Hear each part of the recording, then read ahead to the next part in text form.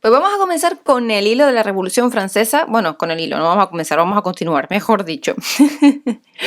Vamos a hablar de dos grandes pueblos, que son antes que nada decir dos grandes pueblos con un sentido nacional, no inferior, por supuestísimo que no, al de los revolucionarios franceses, ¿no? Que se habían alzado también estos dos pueblos contra la revolución y contra Bonaparte, que al fin y al cabo la estaba encarnando tiránicamente. Y estos pueblos, pues, ¿cuáles son? España desde 1808 y tanto Rusia desde 1812, o sea, España y Rusia, además de la coordinación estratégica de Gran Bretaña, fueron las vencedoras de la Revolución y de Napoleón. ¿Por qué? Bueno, vamos a ponernos un poco en ese momento de la historia, ¿vale?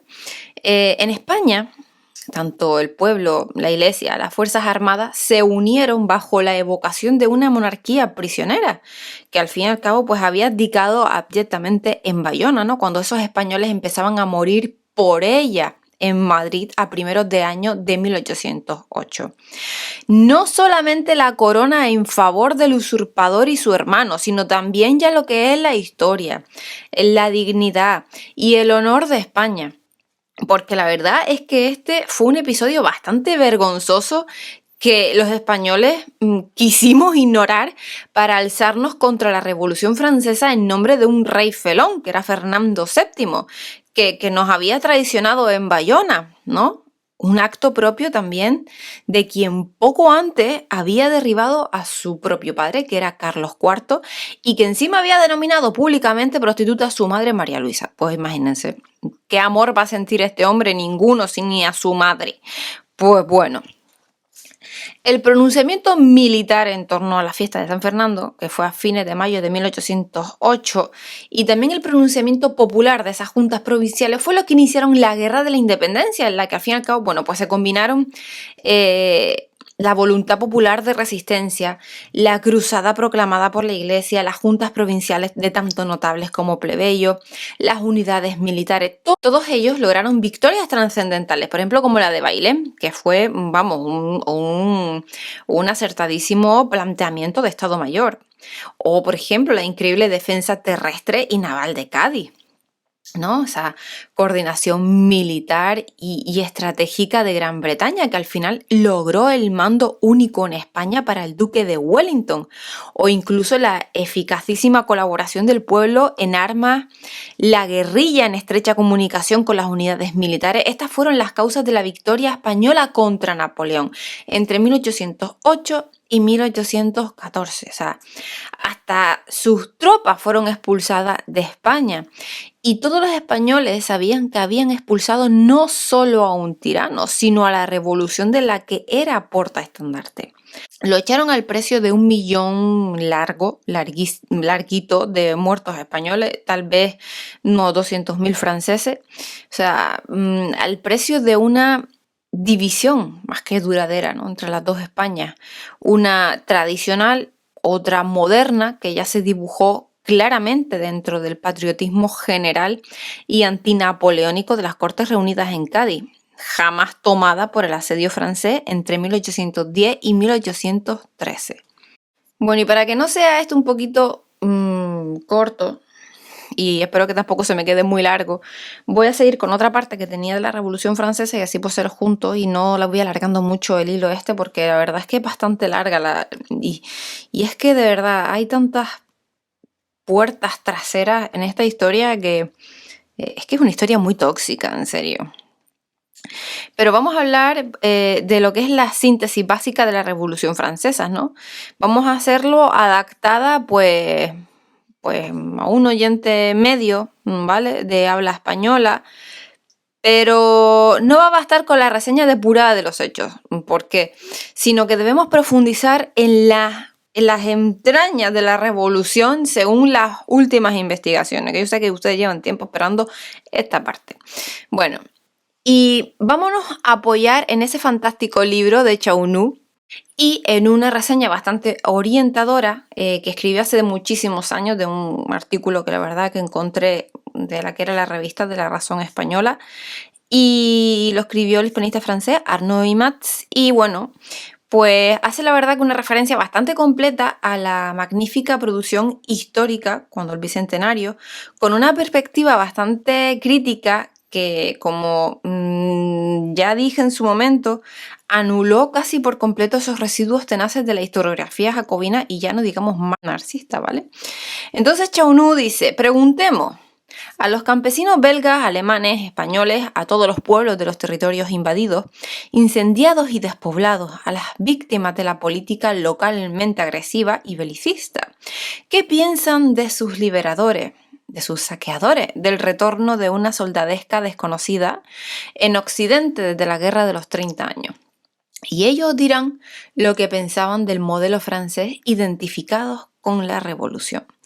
Bueno, pues esto lo dice Chaunu en su libro, ¿vale? Entonces, Yilmaz resume la verdad que agudamente la manipulación de las grandes fechas revolucionarias desde varios ángulos y escribe así, ¿no? A la derecha, para los orleanistas, los bonapartistas y pronto los nacionalistas. El año 1789 es sagrado, mientras que el año 1793 es maldito. La izquierda escoge el año 1793 y niega unos pretendidos derechos del hombre que estigmatiza como derechos individualistas y burgueses. Muchos fascistas del siglo XX siguen la misma línea. Drew La Rochelle no explicó que hitlerianos y mussolinianos quisieron romper con la herencia de 1789, que era liberal, pero no con la de 1793, que fue jacobina y totalitaria. Dicho esto, hay que señalar que desde comienzos del siglo XX, excepto una corriente marginal, la revolución fue un tabú. Y a pesar de que sus manifestaciones concretas e inmediatas fueron a veces desagradables, se la consideró como el escalón necesario para llegar a la igualdad universal, a la libertad y a la prosperidad. La base del consenso consistió en la consigna: olvidemos y no revisemos lo admitido. Antes que nada decirle que Chaunu es un investigador republicano, vive en el polo opuesto del reaccionarismo y sin embargo al estudiar el antiguo régimen, cuyos defectos la verdad que no ignora, no puede reprimir pues esa cierta nostalgia como francés libre de prejuicios, ¿no? En 1789 Francia pues era la primera nación, el primer estado de Europa en casi prácticamente todo, vamos a decir todo. Su porcentaje de alfabetización pues era muchísimo, pero muchísimo más alto que en Gran Bretaña. En Francia sabían leer, sabían escribir. O sea, la Francia ilustrada del siglo XVIII, tantas personas como en todo el resto de Europa. Y ese número de alfabetizados se había triplicado de 1710 a 1780, bajo la corona. O sea, Francia tenía en 1789 casi 30 millones de habitantes, con un 16% de población urbana, el triple que España. La tierra estaba relativamente bien repartida, o sea, 2 millones de familias poseían el 40% de la tierra y el resto se dividía entre una cuarta parte pues para la nobleza, otra cuarta para la burguesía, un 10% para la iglesia. Y en España, por ejemplo, la distribución de la tierra estaba muchísimo, pero muchísimo más desequilibrada en favor de los privilegiados. O sea, el tercer estado poseía pues en conjunto el 60% de las tierras y los bienes de la iglesia pues se dedicaban en su mayor parte a la beneficencia, al sostenimiento de escuelas y pues de hospitales.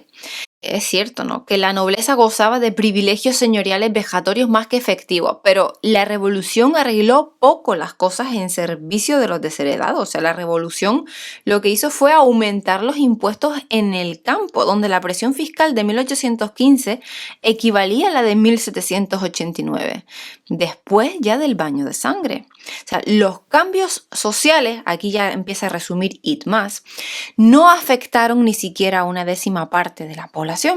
Lo único que hizo la revolución fue distribuir a la minoría de sus funcionarios y secuaces una buena parte de las tierras y por tanto de la riqueza y el prestigio a una quinta o una décima parte de su valor real.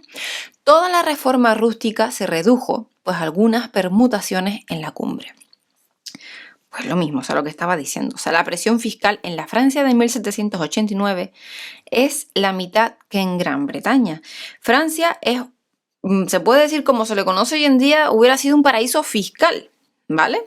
Para Chaunu, el antiguo régimen era en Francia muy respetuoso ante la propiedad, a las costumbres y los derechos. La seguridad campesina y ciudadana era muy superior a la del siglo XIX, cuando aparecieron los barrios del crimen, ¿vale? O sea, Luis XVI se equivocó al restablecer las prerrogativas de los parlamentos, monopolizados por las clases privilegiadas, que al fin y al cabo bloquearon reaccionariamente la administración y forzaron al advenimiento de la revolución. O sea, desde 1709 nadie moría de hambre en Francia, porque hasta la penuria pasajera de 1794, que acarreó pues una inflación galopante, pero eso sí, perfectamente remediable por una sociedad que estaba viva y que estaba pues creciendo. No es porque tuviera ningún estado anémico, ni estaba paralizada ni volcada al espejismo arbitrista, ¿no? En espera de que un ministro milagrero arreglase todo pues por arte de magia, y no por las reformas que rechazó reaccionariamente la Asamblea de Notables en 1787. O sea, para remediar la economía, la revolución acudió a un fácil expediente, que es el robo de los bienes de la Iglesia. Y Chabanú, por ejemplo, es tajante en este capítulo, del que los historiadores jacobinos huyen pues como gatos sobre ascuas. Capítulo que seguiré el próximo día. Espero que les haya gustado este episodio. Yo sé que sí, porque esto es lo que les gusta cuando ustedes meten la garra ahí, sacan todos los trapos sucios. Esto también es lo que a mí me gusta. Pues sí. Nos vemos el próximo día con más. Un saludo. Hasta luego. Muchísimas gracias por estar ahí a la espera.